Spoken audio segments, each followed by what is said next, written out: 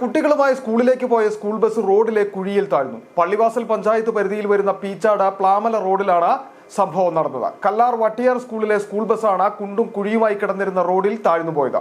ഇതോടെ ഇതുവഴിയുള്ള ഗതാഗതം മണിക്കൂറുകളോളം മുടങ്ങി.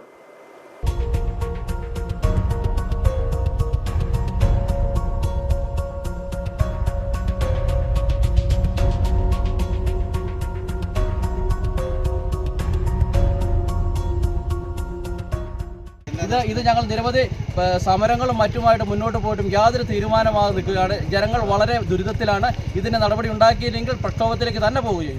മാങ്കുളം, കുരിശുപാറ, പീച്ചാട് മേഖലകളിൽ നിന്നും എളുപ്പത്തിൽ അടിമാലിയിലേക്ക് എത്താൻ സഹായിക്കുന്ന പീച്ചാട് പ്ലാമല കുരങ്ങാട്ടി റോഡിലാണ് സംഭവം നടന്നത്. ഈ റോഡിൽ പീച്ചാട് മുതൽ പ്ലാമല വരെയുള്ള ഏതാനും കിലോമീറ്റർ റോഡ് നാളുകളേറെയായി തകർന്നു കിടക്കുകയാണ്. റോഡിൽ വലിയ കിടങ്ങുകളും വെള്ളക്കെട്ടും രൂപം കൊണ്ടിട്ടുള്ള സ്ഥിതിയാണ്. റോഡ് യാത്രായോഗ്യമാക്കണമെന്ന ആവശ്യം ശക്തമായി നിലനിൽക്കെയാണ് കുട്ടികളുമായി സ്കൂളിലേക്ക് പോയ ബസ് ഇന്ന് പീച്ചാട് ടൗണിന് സമീപം റോഡിലെ കുഴിയിൽ താഴ്ന്നത്.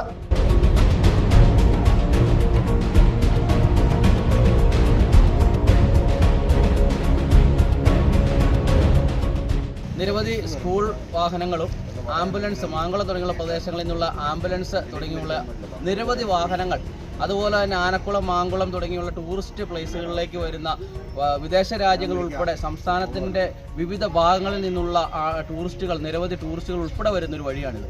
ഇത് ഏകദേശം ഒരു 4 വർഷത്തോളമായി ഞങ്ങൾ നിരവധി നിവേദനങ്ങളും പരാതികളും എല്ലാം അയച്ചിട്ടും ഈ റോഡിനൊരു തീരുമാനമായിട്ടില്ല.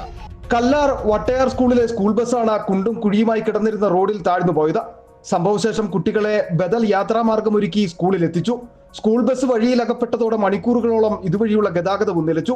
സ്വകാര്യ ബസ്സും നിരവധി വിനോദസഞ്ചാര വാഹനങ്ങളും ഒക്കെ ദിവസവും കടന്നു പോകുന്ന വഴിയാണിത്. കുണ്ടിലും കുഴിയിലും ചാടി വാഹനങ്ങൾക്ക് തകരാർ സംഭവിക്കുന്നതും പതിവ് സംഭവം. ഇതിനൊപ്പമാണിന്ന് മുമ്പോട്ട് നീങ്ങാനാവാത്ത വിധം സ്കൂൾ ബസിന്റെ ടയർ റോഡിലെ ചെളിയിൽ താഴ്ന്നു പോയത്. City vision, Adimali.